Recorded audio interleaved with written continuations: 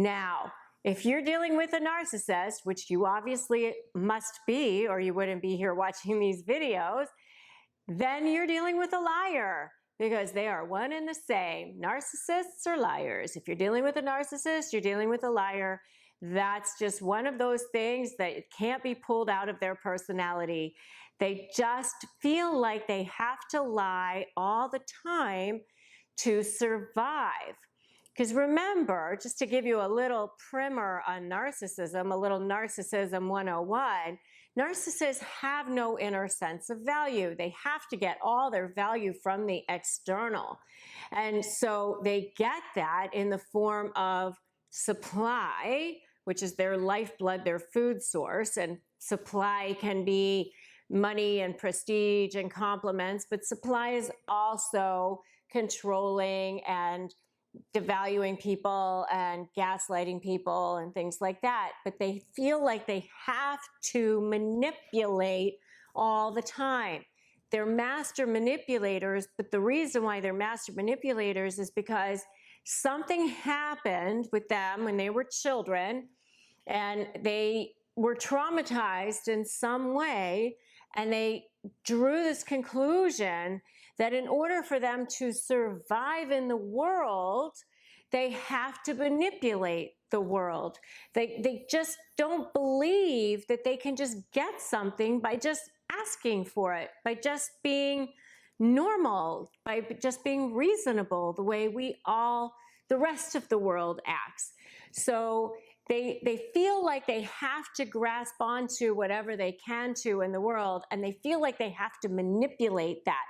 And so a big part of that is lying. And they'll lie about all sorts of things, which is the kind of crazy thing, because they'll even lie about things that are readily verifiable, that down the road it's going to be pretty obvious that they've lied. And so it's pretty easy to catch them in a lie.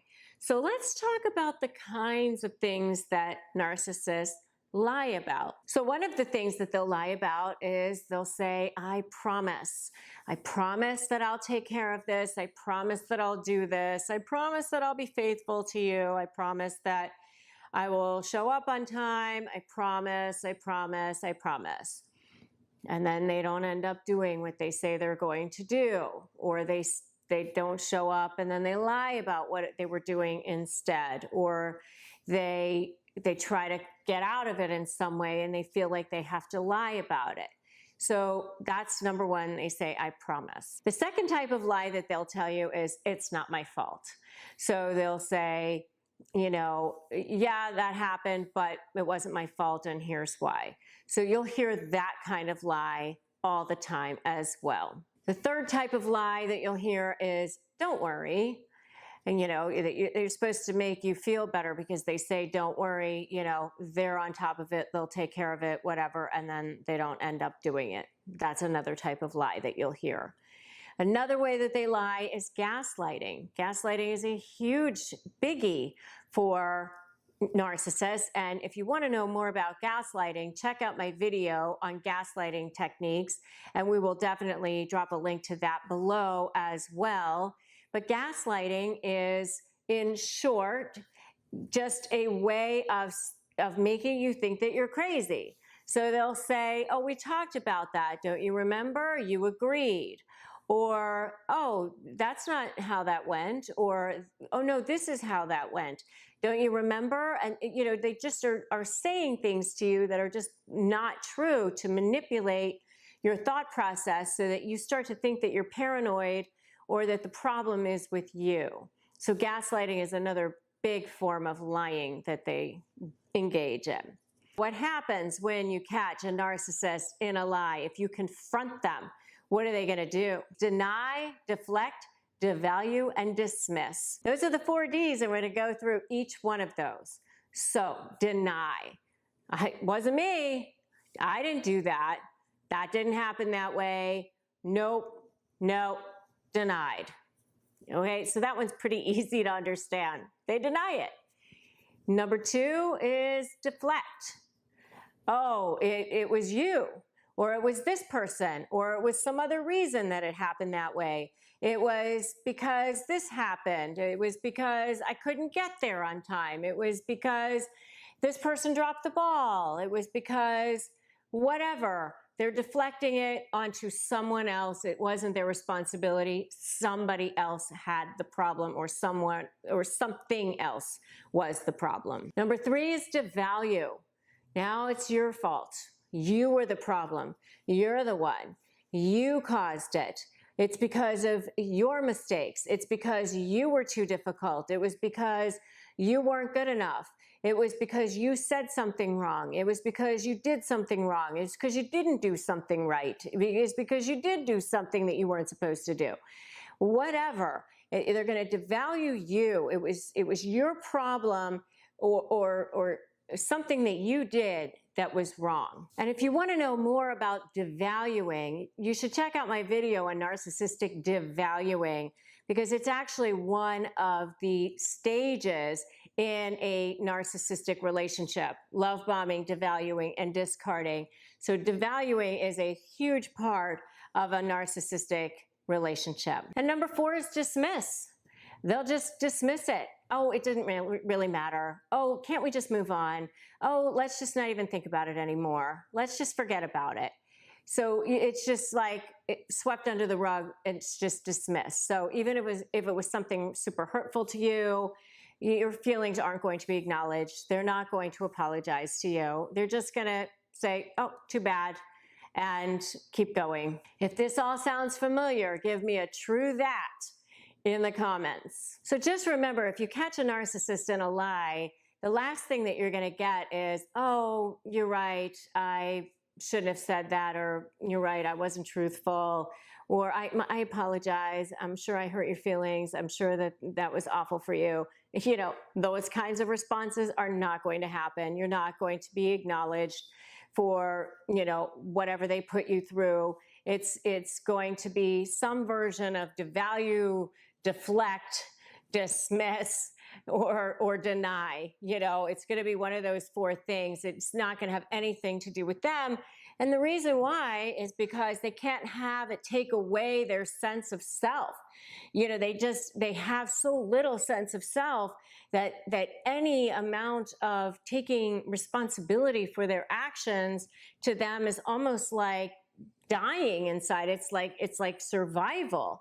So you're not going to see them take responsibility for those lies. They're just going to figure out some way that it's not going to get pinned onto them. And I have helped so many people get out of these relationships and into the lives that they want. And I want to help you too. And I've seen all the lies that narcissists tell, all of them. And I know the 8 worst lies that narcissists want you to believe. And I'm going to share them with you here in this video, and I'm going to go through them, the worst ones to the most heinous ones in this video. So watch all the way till the end here so that you can know what the worst ones are. Okay, so let's go through them now. The 8th worst one, we'll just go like 8th to first, right, is I'm not really like this, right?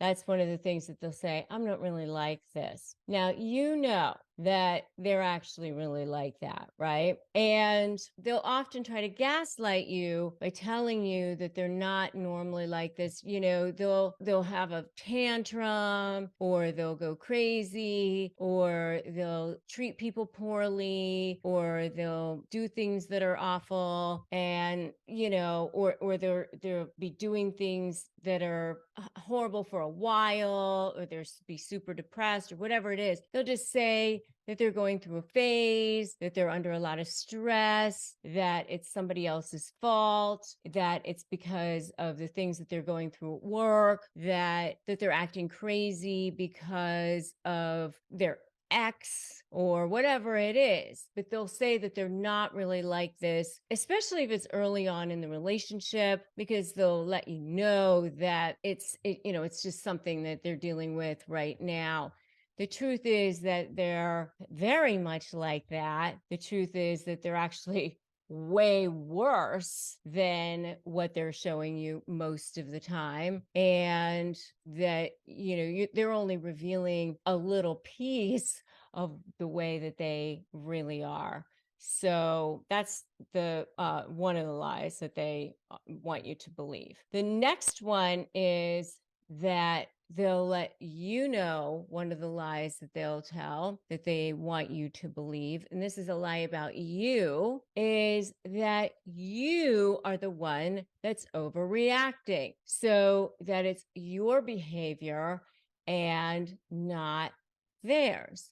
So this is a massive gaslight, by the way, massive gaslight. They'll say things like, you're overreacting when you haven't even raised your voice yet. I didn't mean to hurt you, or it's not a big deal. Stop making such a big deal out of things. Or, you're being oversensitive. Or, the truth is that their behavior is a big deal. The truth is that what they did was really horrible. They can be as awful as possible, and they'll say you're overreacting. They will have treated you in a heinous, horrible way, and you can be hurt and feeling horrible, and they'll say you're overreacting. You can have found text messages or photographs or seen them with other people or whatever, and they'll say you're overreacting. So those are the types of things that they will say, but that's a massive gaslight, basically erasing your feelings, telling you that the way that you feel is not okay. So that's a massive lie, another lie that narcissists want you to believe. The next lie that narcissists want you to believe is, I'm sorry, I didn't mean it. They are never sorry, and they always mean it. So it's a, faux apology. I call them narcissist faux apologies. They will usually not apologize for their behavior.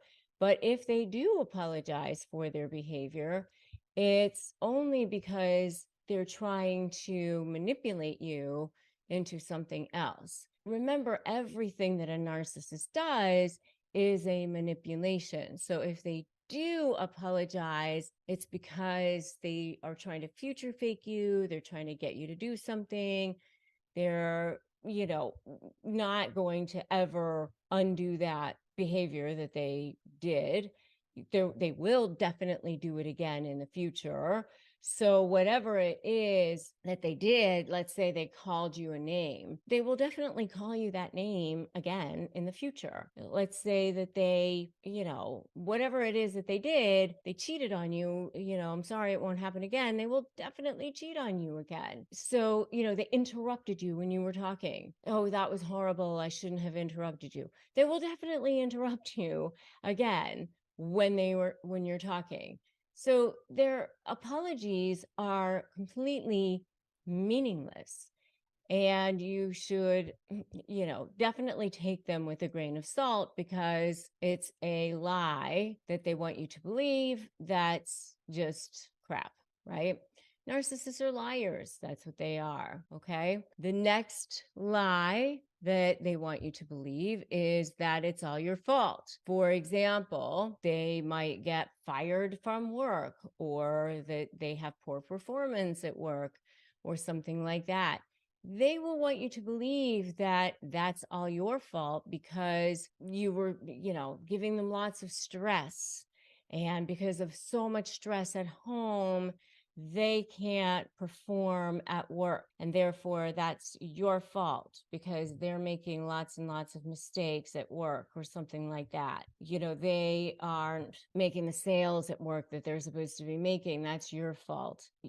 Anything that happens bad in their life, they'll say that it's your fault. They got super angry and did something that they weren't supposed to have done, hit walls, drove too fast, whatever, got a speeding ticket. That's your fault. They will cheat on you and say that was your fault. I ended up having to cheat on you because you weren't a good spouse. If you had been nicer to me, if you had been more attentive to me, I wouldn't have cheated on you. So therefore, that's your fault. That's a lie that narcissists want you to believe. The truth is, had they had more integrity, had they been a better person, they wouldn't have needed to cheat on you. If you had just done what I wanted, I wouldn't have had to hit you. That is, again, a lie they want you to believe. The truth is, their behavior is their fault. They need to take responsibility for their own behavior, just as you have to take responsibility for your own behavior. Okay? It's a lie that narcissists want you to believe. The next lie that narcissists want you to believe is that you are being too sensitive. Again, narcissists will invalidate your feelings. They will tell you that you are being too sensitive. And by the way, they are ridiculously oversensitive. I mean, you can say something that's completely innocuous, and they'll say that you slighted them in some way, that you had some crazy tone. And I always joke that narcissists hear tones like dogs hear whistles. Like, even if there's no tone, they hear tone. And you think, I didn't have anything with tone. They'll tell you that you were shouting and you didn't even shout. And they'll say, you're delusional. You were shouting. They'll start shouting at you and you'll say, please don't raise your voice. And they'll say, I was just matching your tone and you didn't shout ever at all. But, you can't ever shout. They'll tell you you're being too sensitive when they're the ones who are ridiculously sensitive. When they said something that was horrible to you, like you have a massively huge behind or something, and you'll say, please don't say that. And you'll say, oh, it was just a joke. Stop being so sensitive. It was just a joke. Ha ha ha ha ha. They add like ha to the end of a sentence, and that's supposed to be funny. You can't take a joke. Come on. And I've actually heard teenage girls with their boyfriends say things like, "Oh, that's just a joke that we have between us." They'll actually, go along with it and say that it's okay. Don't do that. Don't say that it's okay. Don't gaslight yourself. Those are red flags. These are lies that narcissists want you to believe. If it's hurtful, then it's hurtful. It's not okay if you're being disrespected, okay? You're not being too sensitive. They are being hurtful. So don't allow your feelings to be invalidated. Jokes at your expense are not funny. When they say you're too sensitive, that's not true. Don't use jokes or things like that as an excuse to invalidate your feelings. And when they say things like, oh, my attempt at humor, I'm sorry for my attempt at humor or something like that. That's not an apology. That's not an apology. An apology is, I shouldn't have said that. That was disrespectful, period. So you're being too sensitive is a lie that narcissists want you to believe. If you agree with me, put liars in the comments right now. Liars. They are liars. These are lies that narcissists want you to believe, right? Lies that narcissists want you to believe. All right. So the next lie that narcissists want you to believe is that you are imagining things. So huge. So huge. I actually had a client in my law practice watch her husband. She followed her husband with a woman all the way to a hotel, go into the hotel.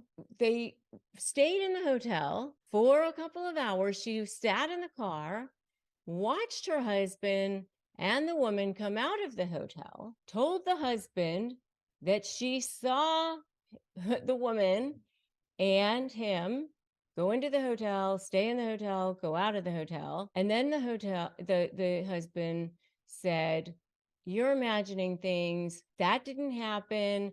That they did go in there, but they didn't do anything in the hotel but talk."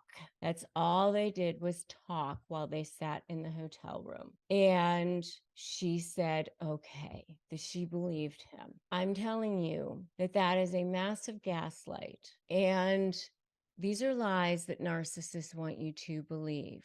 You're imagining things. That didn't happen. You're mistaken. I would never do that. The narcissist gaslights you into doubting your own reality. That's what they do. So, and when it happens over and over and over again, you start to believe these things. You start to believe that you're crazy. And I think that you have to just start remembering, you have to just start to push back on yourself and go, no, that is not true. That is, your reality is different than mine. We see things differently. That is not how it happened. That is not what I'm seeing. All right. So that is another common lie that narcissists want you to believe. You're imagining things. Another lie that narcissists want you to believe is it's not a big deal. It is not a big deal. The narcissist will try to downplay the severity of their hurtful behavior by telling you that things are not a big deal. They might say something like, it's not a big deal if I cheat on you because I love you. The other person didn't mean anything to me. You're the one that means everything to me. The other one, it was just sex. You are the one that I love. So it's not a big deal. It is a big deal. It is a big deal. And that's a lie that they want you to believe. Oh, you know what? It's not a big deal if, I made a big mistake at work. We lost some money. It's not a big deal because I can get it back. You know what? It is a big deal because it's an integrity issue. They get you to not focus on what is the problem. These are lies that they want you to believe. And they don't want you to see the truth. The truth is that their behavior is not acceptable. That's the truth. So it is a big deal. So these are lies that the narcissist wants you to believe. And the last one is the biggest one and the most important one here. And that is the final lie, the biggest, the hairiest, the scariest lie that the narcissist wants you to believe. And this is the one when you're trying to leave, you're trying to get out the door, you're trying to discard, you're trying to finally escape. Your hair is on fire. You're like in survival mode. It's like, let me get out of here. And that is, the narcissist will say, I'll change. I can change. You'll see. It will all be different. That is a massive lie. It is a future fake. They will promise. They will promise to do anything. They will promise to be better in the future. You'll see. I know I've been acting this way. You'll see the better version, and they'll be better for a little while, which tells you, by the way, that they know how they're supposed to be. They know how they're supposed to act. They know that their behavior is wrong, but it won't last. It'll only last for a little short period of time, and then it'll start to come back. They will never keep their promises. They will start acting the way that they were before, only it'll be worse. It'll end up being worse. And it will be, so much more heinous than it ever was in the past. The narcissists aren't capable of change, and it's going to end up being spiraling. So know that narcissists can't change. That is the worst lie of all, right? So let's jump right into the 8 comments that reveal a narcissist dishonesty. All right. So the very first one are self-praising comments. Narcissists often use comments to to praise themselves, to seek validation, to seek admiration from others. So these often reveal their deep need for constant affirmation and their beliefs that they are superior to other people. So they might say things like, wow, I'm just so great. And they might even say, haha, just kidding.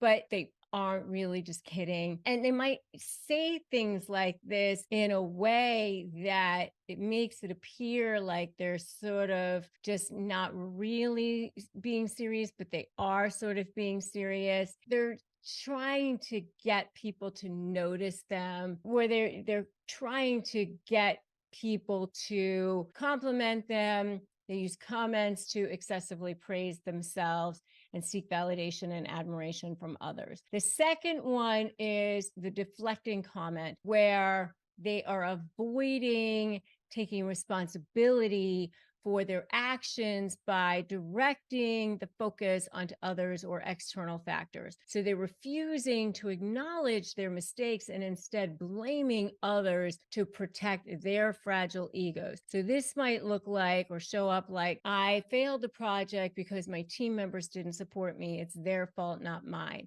Or I wouldn't have lied to you, but you pushed me into a corner with your questions. It was your fault that I had to do what I had to do, not taking responsibility for their own actions. That's number two. The next one is the gaslighter comment, the gaslighting comment. This is a person who is constantly manipulating others by denying or distorting reality, trying to make the other person feel like they're crazy by saying things that distort reality, either completely distorting reality by just flat out lying about what happened, or making them doubt their own perceptions of reality. We talked about that and you agreed to it. Don't you remember?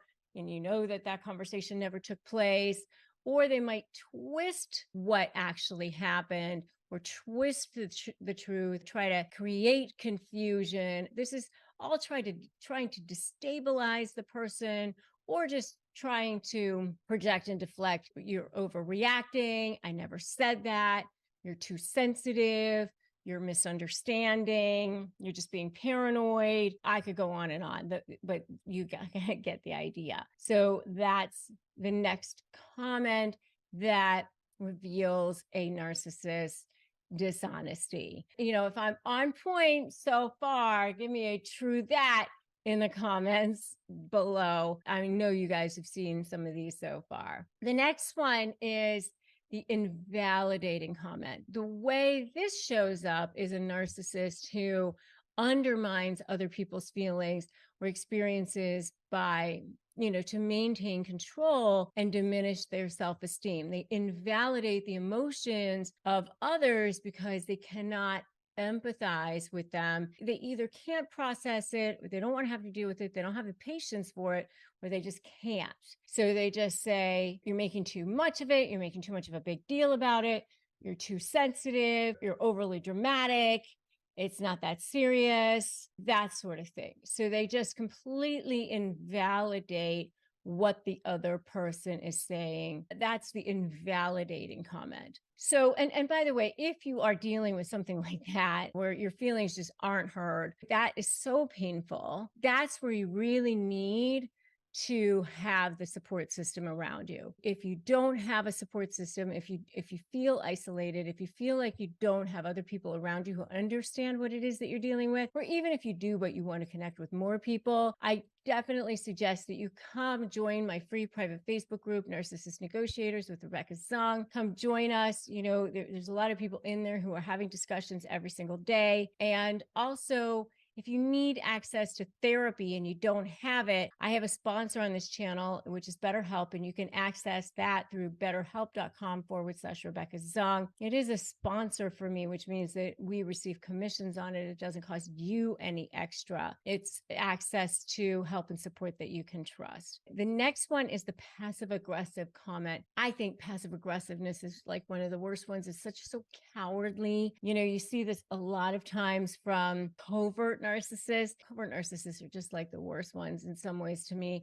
There's very indirect, sarcastic comments. It's a way to express hostility without appearing overly aggressive. So they kind of provoke you and revel in power in a way. It's like a little jab way to manipulate you covertly. It's sort of like, oh, it must be nice to have all this time in the world to waste. I wish I had time to just work on things all day. Do whatever you'd like. I'll just clean up after you. It's so very, very passive aggressive. They're not honest about the fact that they don't really like you or they don't support you. So that's number 5. Number 6 is the attention seeking comment. They're trying to get attention from you or from others. And so they feel like they want to be the source of attention and they will do anything they can to get back into that spot. Like, oh, I can't believe this is happening to me. Oh, it's always about me. Oh, I'm feeling so down today. They posted on Facebook and I've been sick for so long. I can't believe everybody is talking about me still. They act like they don't want everybody to be talking about them, but obviously they're posting it all over social media.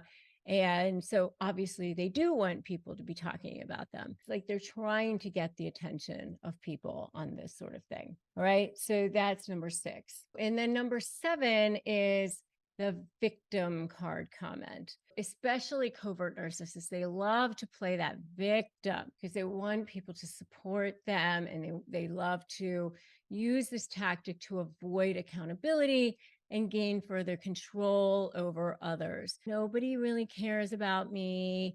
Oh, everybody's here to get me. I just always get the short end of the stick. Oh, don't worry about me. I'll just sit over here. I don't mind being alone. Or, the world is conspiring against me. That's number 7. Number 8 is the entitlement comment. All narcissists feel like they are entitled. So they believe that they deserve special attention, special treatment, special privileges. They express it in their comments, feel entitled, and they should have unwavering admiration, unwavering support from everyone around them. Why am I not getting the special treatment? Why aren't my kids paying for my flight? They should be paying for my flight to come for the holidays. Why should I have to pay for myself? I deserve the best of everything. I'm exceptional. I'm unique. Basically, I deserve the best. People should pander to me, kind of an attitude. That's the entitlement comment. All right. So let's dive into 4 ways of how narcissists build trust. Number 1, they play on your emotions. They know what to do to read you. They don't feel anything for your emotions, but they know how to act like they feel for your emotions. So they start off by conditioning you. They start off by reading you. They start off by love bombing you. This is whether it's a business relationship or a personal relationship. By the way, I was in a business relationship with a narcissist and they are chameleons. They know how to read you. They know how to become exactly what it is that you want. They're actually kind of becoming you in a way, right? Experts at becoming exactly what it is that you would want. So they make you feel like you are the most special, incredible, amazing human being on the planet. They say all the right things. They make you feel like, oh my gosh, the stars have aligned. They rock your world. Soulmates, where have you been? This is unbelievable. They may even tell you that they love you before your first date, even if they don't mean it.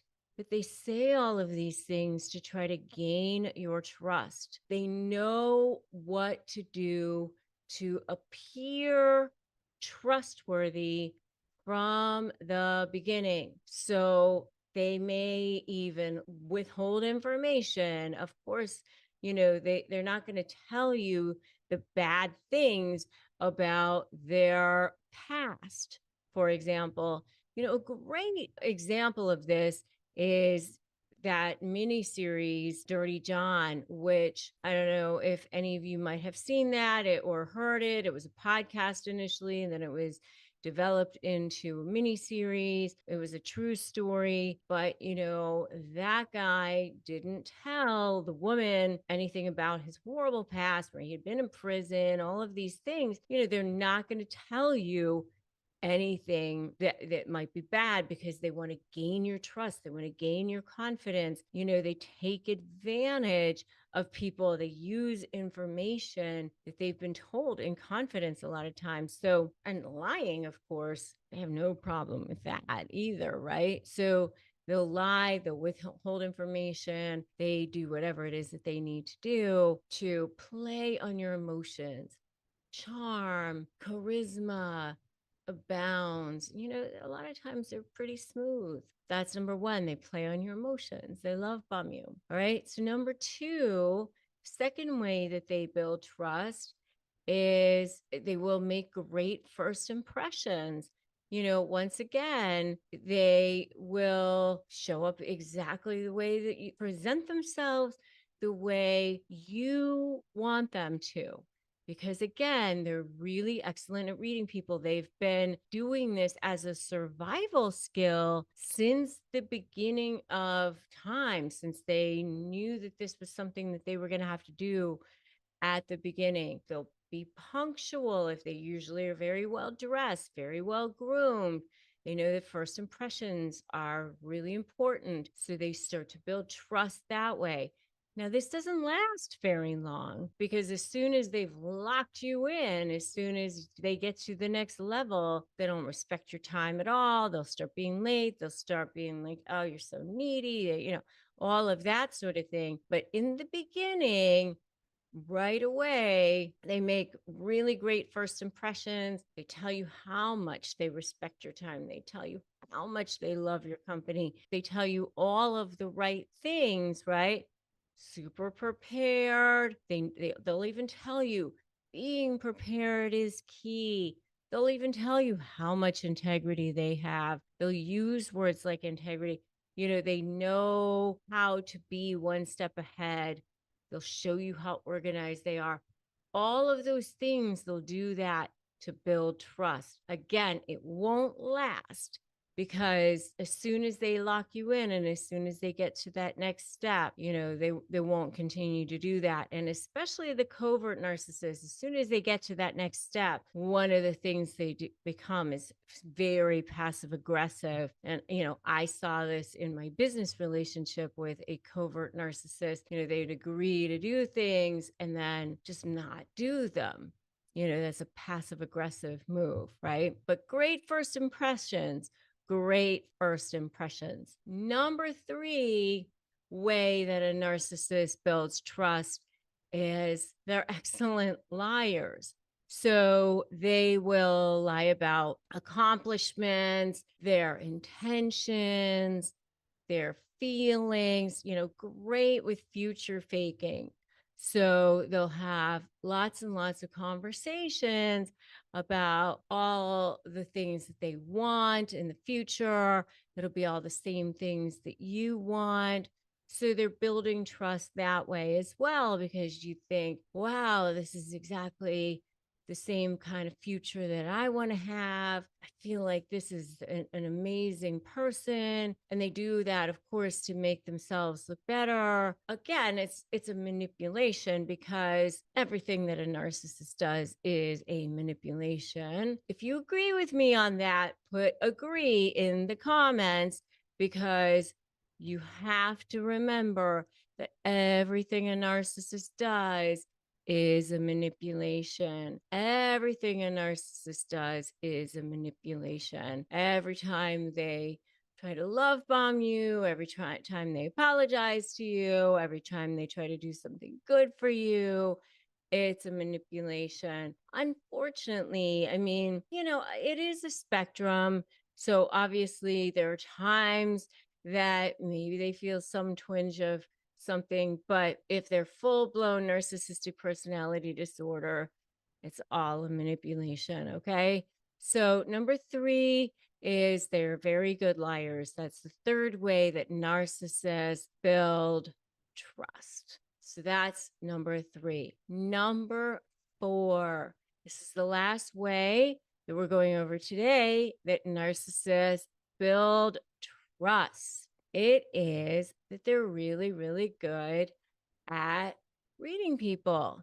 Really, really good at reading people. And this is because this is a survival skill that they had to develop very, very young in life because they were exposed to a lot of trauma and they felt like they had to survive. And in order to survive, in order to be able to manipulate people, they had to develop the skill of reading people. And, so I say to people all the time, Malcolm Gladwell talked about in his book Outliers that it takes 10,000 hours to achieve mastery. And I always say that 10,000 hours, if you're only doing it, putting in time for sleeping and eating and taking time off and having meals, and I guess I said eating already, but having a little bit of a life or something, it's like 4 years, right? Like the Beatles spent 4 years in Germany before like they became famous. And that's why they were already at like mastery level when they, became famous. And they had he had all these different examples in his book, right? Well, 4 years is nothing. By the time a narcissist is an adult, they've been doing this forever. They've achieved mastery many, many years before that. So they're really excellent at reading people. They're really excellent at doing exactly what they need to do to future fake, to make the promises, to manipulate, to say what they need to pretend like they have empathy, all the things that they need to do to say so that they can present themselves, like I said, as a chameleon, as mirroring you, as becoming whatever it is that they need to become to build that trust with you. Okay. So even though they have no intention of keeping their promises or whatever it is, they can make these huge, grandiose promises because they had to keep them anyway. So who cares? Right. But we, as their targets, their victims, whatever, sometimes we just want to believe them so badly, especially if you're really attached to this person. You keep going back because if you love them or you're in a relationship with them or you have a life with this person, you're bonded, a lot of times trauma bonded. You think, hey, maybe this time is different, and so you keep going back there. And so that's how they build trust. A lot of times they use these tactics like guilt tripping and gaslighting, all the things, playing the victim, all of that, right? But they are very, very good at reading people. So they do whatever they need to do to get people to do what they want them to. And then, they push them away, push them away, push them away. And they'll even say, I don't want you anymore, blah, blah, blah. And then as you're finally, you had enough, they pull you back in, pull you back in. So they're very, very, very, very good at reading people. And that's how narcissists build trust. They go hot and cold. It's so maddening. That's why you end up feeling completely drained. I've been there. That is why I'm on this mission. That is why I do what I do. It is literally the hardest, most horrible thing that you'll ever have to deal with in your life. And because I've been there, because I know how you feel, because I know that you're completely and utterly drained, I want to help you.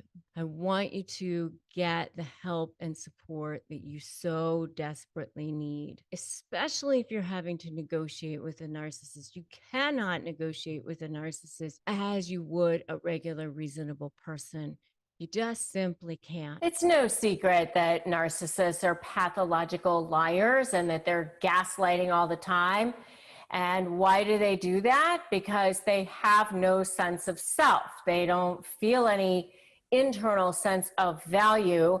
So they have to suck all their value from the people and environment around them. And they do that by pathologically lying and doing things that they need to do in order to control people. And, you know, they have all kinds of favorite control tactics and manipulation tactics. And if you want to know what their favorite manipulation and punishment tactics are, check out my video on the narcissist's favorite manipulation and punishment tactics. But there are many, too many to really encompass all in one video, which is why I have an entire channel devoted to this particular topic, which also is devoted to help give you step-by-step guidance on how to get out of these relationships. I've seen it so much in my law practice. I've had to deal with them in my personal life. You know, they get narcissistic supply by anything that feeds their ego, which, you know, could be anything that feeds anybody's ego, like compliments and respect and things like that. But most often where they get their supply is by the things that they do, by lying, manipulating, intimidating, making people feel afraid, gaslighting, smear campaigns, all of those things that they do. And lying is one of the things that they do because they don't want you to see what you think you're seeing, which is that this person is a liar, that this person is not who they say they are. So it's this constant game of smoke and mirrors to try to get you to not see what they don't want you to see, which is that inside they're a scared little creature that has no sense of self, that you are actually the stronger one. You are actually the one that has more power, that has more value from their perspective. I mean, all human beings have value, inherent value, but they don't feel it. And so they don't want you to feel it either. They are extremely petty. And they live in a world of scarcity, not abundance. And so lying is a way of life for them. Now, honestly, they lie about things that they don't even need to lie about, which is kind of crazy to me. And they also lie about things that aren't very easily verifiable sometimes. And then they tell you that you're not seeing what you're seeing, which is what gaslighting is. There are certain types of lies that they specifically say to you throughout your relationship. So these are kind of like the most common. I'm sure that there's a lot of others, but these are the most common. So the first one is, ironically and paradoxically, no one is more truthful than me. You're gonna never find anyone who's more truthful, more honest, has more integrity than me. I always tell the truth. I always tell it like I see it. And they say it with such confidence that you believe them, at least early on. My dad used to say, whatever you say it with authority and people will believe you. And narcissists have taken that to an extreme. So they say things even though, you know, you see their lips moving and you know that you've seen a text message or you've had a situation where you know that they're lying. You know that they're lying. Even if you specifically say, here's an email where you said this, it's very clear that you're lying. They'll say, no, that's not true. That's not how it went. That's not what's happening, which is a form of gaslighting, by the way.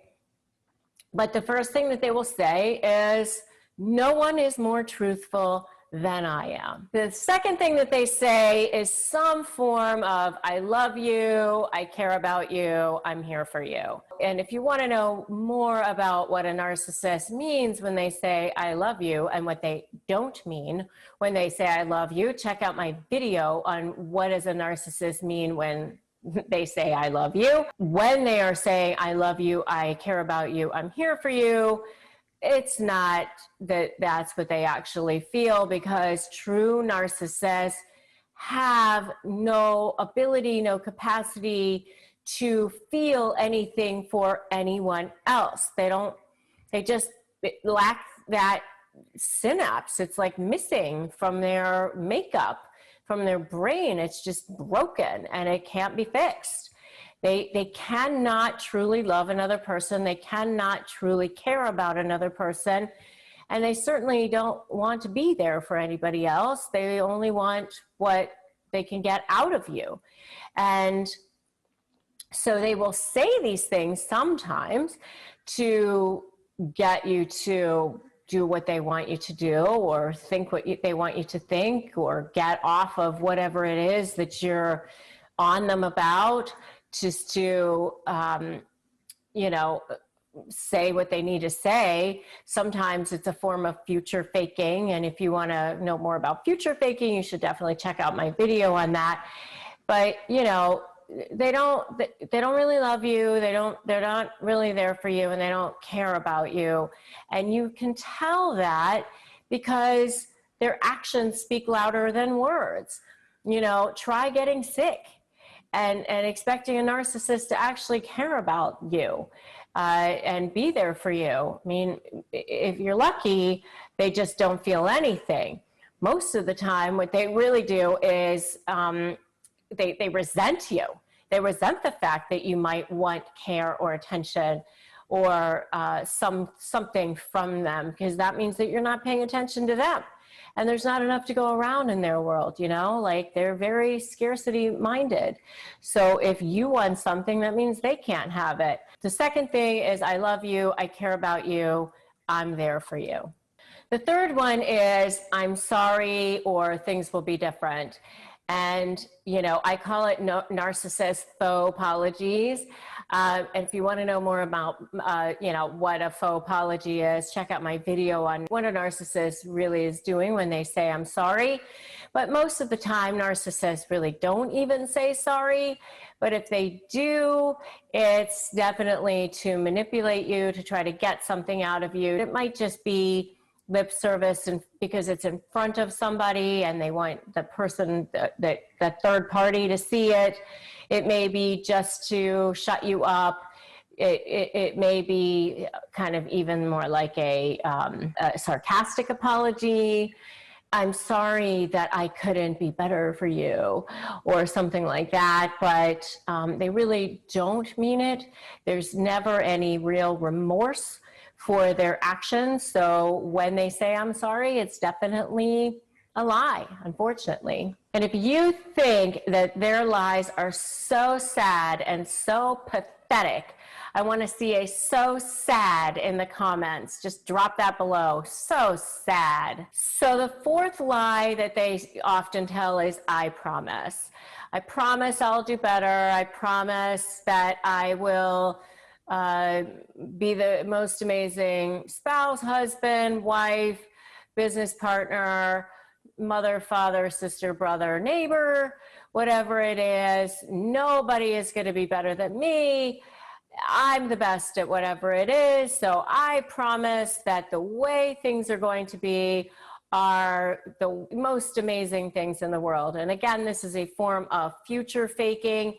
And it's basically a future that they know they're never going to make good on. They're never going to follow through with these promises.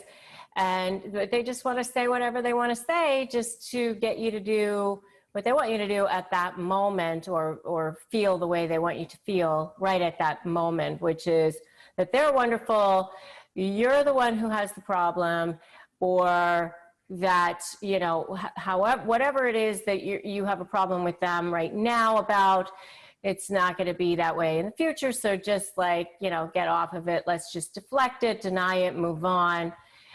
So I promise. That's the fourth lie that you often hear from a narcissist. And the last common lie that you often hear from a narcissist is, it's not my fault. I didn't do it. Or if I did, it was because somebody else had a problem. Somebody else didn't follow through on what they were supposed to do. It's your fault. You know, I could have done it except for you getting in my way. But for whatever reason, it's not their fault. Have you ever been ghosted or lied to and you're just feeling so awful inside and you're sitting there and you're feeling like so defeated and you're wondering, should you try to go back to this person? Maybe you're wondering if the person is gone, or the person is still in your life and still just treating you really poorly. And you're wondering if you should just keep them in your life. They've betrayed you, they've treated you badly. Maybe they're sort of in and out of your life and they're not good for you. And you're wondering if what you should do about it. And or they're just gone and you're wondering whatever happened to them. You're just feeling really, really crappy about it. And you're feeling like, you know, what did you do? And maybe you're just feeling like you're a bad person. There's something wrong with you and you just can't trust again. And there's all kinds of stuff that you're feeling, and you're wondering, how do you stop feeling defeated? How do you stop feeling like, you know, it was you, or all these bad feelings are going through your head? And there's a couple of things I want you to know. First of all, I want you to think about the fact that it was not you. If you're dealing with a narcissist, if you're dealing with a bad person, consider the source. I mean, my dad used to say, consider the source all the time. You know, one of my favorite books on the planet is The Four Agreements. And if you haven't read that book, you need to go get that book. It's a tiny little book. It's something you can read in an afternoon, a couple of hours. It's 4 agreements that you make with yourself. And one of the agreements is never take anything personally, because people treat other people is always a reflection of the way they feel about themselves, good or bad. I mean, if people treat other people well, it's because they feel good about themselves inside.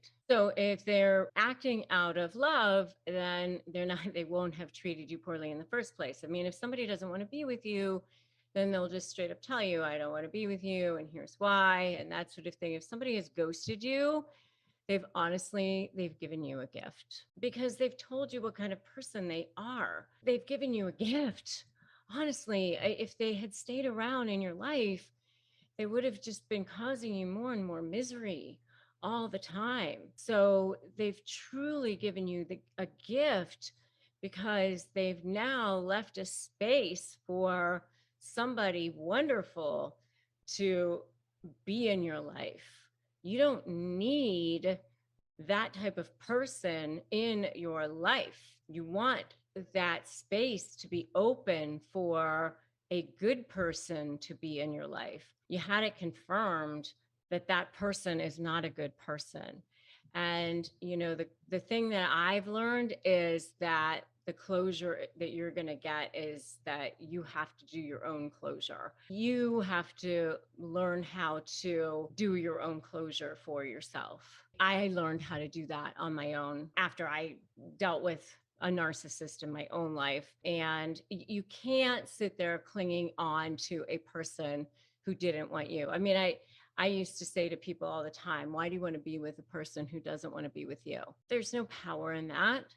There's certainly no power in wanting to be with a person who doesn't want to be with you. There's certain ways to get a narcissist to respect you, and that is definitely not one of them. By the way, I did a whole video on the only way to get a narcissist to respect you, and you can definitely check that out if you want to check that out. But that's definitely not the way to get a narcissist to respect you. You want to be in your own power. And one of the ways to do that is to be with a person who definitely wants to be with you, and you deserve that. Feel that you know that in yourselves. And remember what Maya Angelou said when she said, when somebody shows you who they are, believe them the first time. She was so right about that. People will show you who they are, and you set the bar for how people treat you. You show them. You don't get your goals, you get your standards. You condition people on how to treat you. and people will treat you accordingly. So when someone shows you how they treat you, their words don't matter. Their actions matter. So, I mean, they can say all kinds of things, they love you or they don't, whatever, but it's their actions that actually matter. And they will demonstrate to you how it is that they actually are treating you. And you deserve so much more than that. So don't worry about closure. Don't try to get them to explain what they were doing, or don't you try to explain. Don't try to get them to acknowledge your actions. None of that. It's not going to happen. You're never going to get that kind of closure. Just move forward, find yourself, find your power in yourself. Just remember that if they've moved on, they gave you a gift. They gave you a gift of showing you who they actually are. Just say, I know my value. And I want you to write that in the comments below. I know my value. Just start feeling that power, and pay attention to your gut. I mean, if somebody is really there for you, you'll feel it. You'll know it. Your vibrational energy knows that. It knows it on a cellular level, and you will be able to tell if they are actually there for you. So if you've been ghosted or lied to, you will know. And don't allow it. Move forward, find the quality person. I always say, defend your light with your life. Find the high vibrational energy people. Be with people who want to be with you. That makes the difference in your life. Even if it's, the 5 most quality people in the world, that will make a huge difference in the value of your life. Everyone else is telling you that negotiating with narcissists is a total waste of time, that you can't win. I know, I've heard it too. And I used to feel that way too. Ugh, that person's a narcissist. They come in, they take over. And I've seen it. I've seen it in mediations. I've seen the worst of them. Before I knew how to deal with them, I've seen the worst of them. I mean, I'm thinking about this one guy who came into a mediation, throwing things. I'm not settling. I'm not doing anything. You're doing this. You're doing that before we even start. This is how it's going to go. And they take over. This is the way it's happening. And so everyone else is telling you, there's no way it's happening. You can't negotiate with narcissists. You can't communicate with narcissists. It's a total waste of time. So why bother? Why bother? But you know what? That's terrorist tactics. That's terrorist tactics. So what? We're all supposed to just scurry around and give in? The problem with that is that you're feeding a beast. They're never going to be happy, because then what? You think, what is it that they want? I'll just give it to them and then they'll leave me alone. Have you tried that tactic? Do you see how it goes? Do you know where it gets you? Nowhere. In fact, it's worse than nowhere. You end up in torture, because they still don't give you what you want. You're not left alone. Your life is worse than ever. You're in this nightmare that never ends. And you're still living in fear. You're still being tortured constantly. And you think, why am I not out of this nightmare? Why am I not out of this nightmare? And I'm going to explain to you why the nightmare has not ended, why you can't get out of it, why it's not over, because you don't understand what's actually going on. Yes, they want to win, but that's not all they want. You have to understand the concept of narcissistic supply. Narcissistic supply is anything that feeds a narcissist ego. And they want 2 different forms of narcissistic supply. There's what I refer to as diamond level supply, which is how they look to the world, which is prestigious friends, great houses, lots of money. It's that external stuff, right? But there's also what I refer to as coal level supply, which is the dark underbelly of narcissistic supply. It's that degrading, the manipulating, the controlling, the debasing others. It's that denigrating.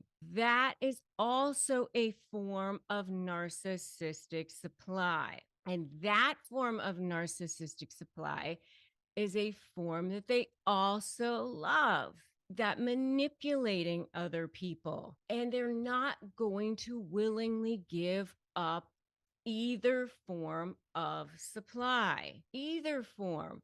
They want both. And the problem that most people have is they don't understand that. They're just thinking they want to win. So they think, what is it that they want? I'll just give it to them and they'll leave me alone. So there's this huge myth out there that narcissists just want to win. What is it that they want? I'll just give it to them and they'll leave me alone. That beast will be fed. I'll be out of here. Let me go. Right. And so what happens a lot of times is that people give up their leverage early on and they think, okay, I'll show the narcissist how good I'm being, how generous I am. I'll give them this, this, and this. The narcissist just takes it. Take, take, take, take, take. They think they're entitled to it anyway. So they don't think that you're being generous. They're just great. I was entitled to it anyway. So you didn't give me anything that was wonderful. They don't acknowledge it and go, oh, thank you. That was so nice of you. Well, that was mine anyway. I should have had it. So you just gave something up. You gave up leverage that you should have kept in the first place. So now you're even more behind and you're still nowhere. They're still in your face, annoying you, manipulating you, harassing you, making your life miserable because they enjoy the process of seeing you squirm. They literally get off on that. The problem is the one hack to be narcissist is you have to understand that they're actually way more afraid of you than you are of them. So the more powerful that you become, the more that you understand that the less triggered you are, the more you shift that power dynamic, the less that they're going to have power over you. And that's the hack to beat narcissists. So step one, don't run. Step two, make a U-turn. Step three, break free. That's how you shift that power dynamic, by ignoring them and becoming the most powerful version of yourself. So it's my SLAY methodology: strategy, leverage, anticipate what they're going to do, be 2 steps ahead of them, and then focus on you, your case, you being on the offensive, your mindset. 99% of winning, communicating with narcissists, any of that is focusing on your side of things, and winning is you showing up as the most powerful version of yourself. And then that is when the narcissist is going to go, whoa, wait a minute, what's going on here? I can't make them squirm anymore. They're not afraid of me anymore. Now I'm getting afraid. Now I'm nervous. What's happening? Because when you start shutting down that supply source, all the supply sources, that is how you beat them. That is how they start to get nervous. They don't know what to do with that. It's literally like that Wizard of Oz, where you're pulling that curtain away from the feeble little man who's actually running the thing. You're figuring it out. So step one, don't run. Step two, make a U-turn. Step three, break free. Listen, I'm going to tell you this. There will always be narcissists in this world. They will always be toxic. The one that you're dealing with right now is the one that you're dealing with right now. But there's always going to be more that come along. I mean, that's just the nature of the beast. There's 15% of the population. I mean, chances are there's going to be more. So the best way to handle them is for you to become the most powerful version of yourself and for you to realize that deep inside of your soul that you were meant for more, that you were meant to step inside your power and live to what God and the universe is creating for you to be, which is the highest intentions for your soul, and live to that, because then no one can come near you. Not no narcissist can come near you then. No one can come near you. You're like an oak tree that just stands. And when the wind blows, you're not blowing with it because they don't define your worth. No one has the power to define your worth. You know, you can negotiate contracts, you can negotiate terms. What's not negotiable is your self worth, is your self respect. Those are the terms that are not negotiable. All right. So let's talk about ways to defeat that narcissist, or the signs that you have defeated that narcissist. Actually, like, okay, you're negotiating with them and you're trying to figure out like how it's going. Are you close? Have you defeated them? Do you think that you're kind of on the way to defeating them? Because sometimes it's maybe hard to tell because they don't want you to know, obviously. I mean, they want it to look like they're winning at all costs and at all times, and they're never going to let on. I mean, even if they're like losing badly and things aren't going their way, and you're like showing them evidence that things aren't going their way, they're still going to say, I'm winning, I'm winning, it's going my way. It totally is.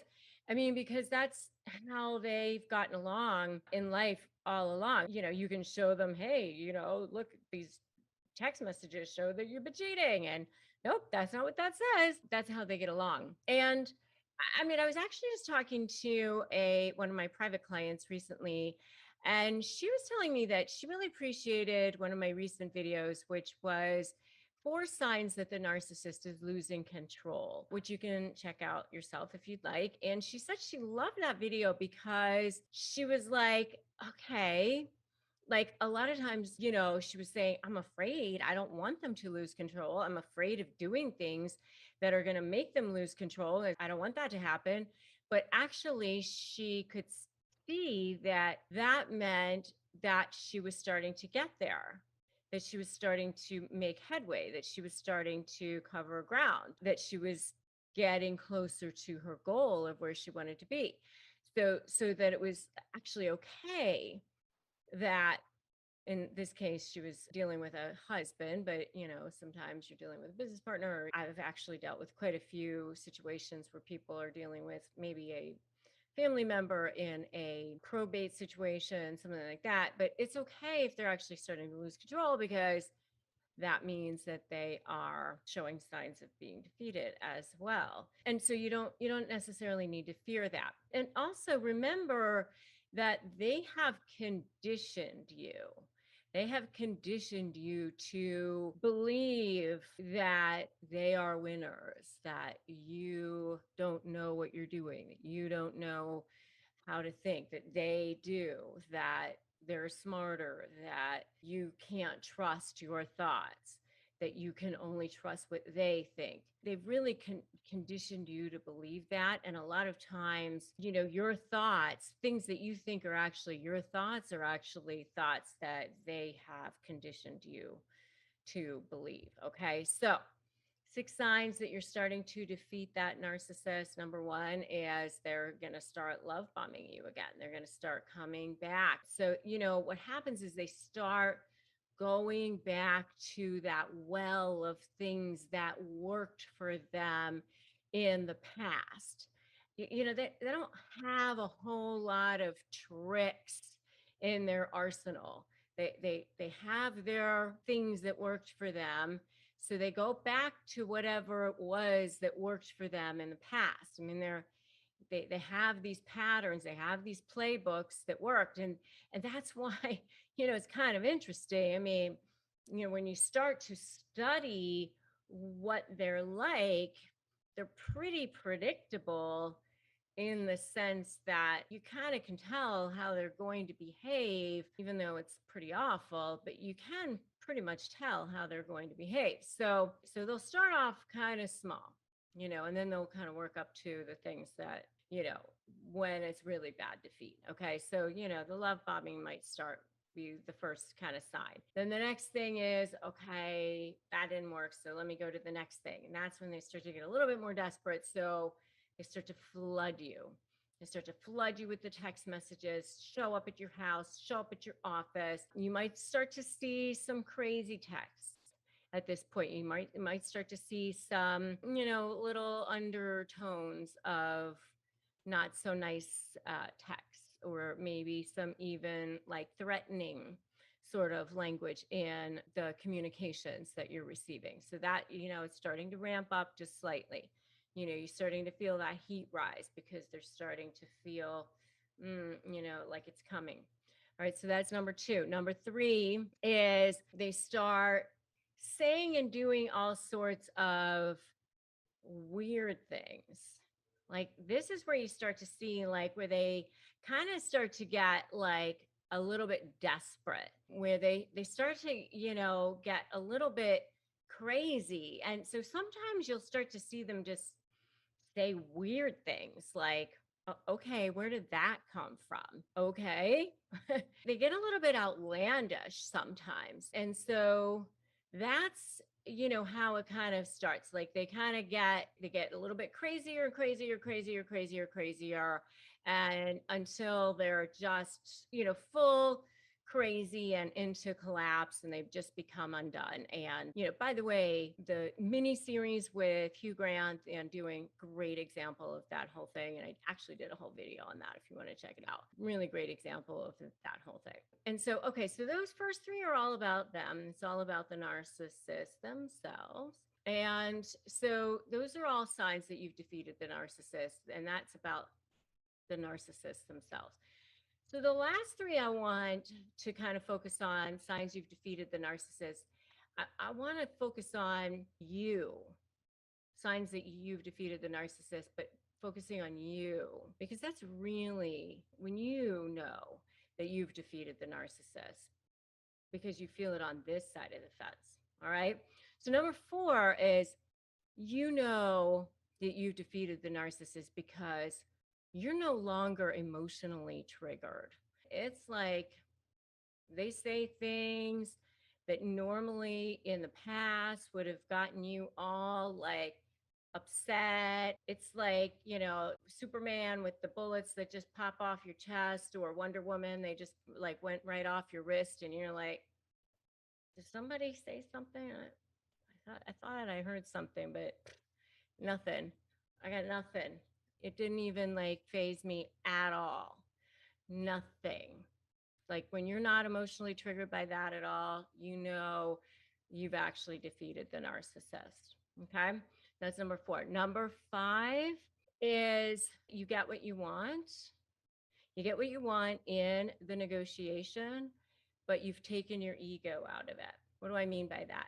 That means that you've ethically manipulated the manipulator. They think they've gotten away with something. You've let them on to believe that they won, that they got something out of you, and you actually manipulated them into taking exactly what you wanted them to take. So, and you do your best Meryl Streep or Al Pacino or whatever it is, and you went, oh my God, I can't believe, oh, this is all terrible, whatever. And because you took your ego out of it, because you know what, they have to feel like they won. And that's how it goes. It's okay. It's fine. That's going to be how it is. You have to let them think it's their idea, or whatever it is. Okay, so that's number five. Number six, the last one, is This is the best one, really. And that is, you no longer have any fear. You no longer have any fear in interacting with them whatsoever. Not only it's no emotion, you have no fear in interacting with them. You receive emails from them, you see them, you talk to them, you have no fear. And I get so many emails from people who've done my programs, who've watched my videos, all the things that I've told you guys to do. And then you tell me that that's the miracle. Yeah, you've gotten the outcomes you wanted, all those things. But the miracle is that the fear has disappeared.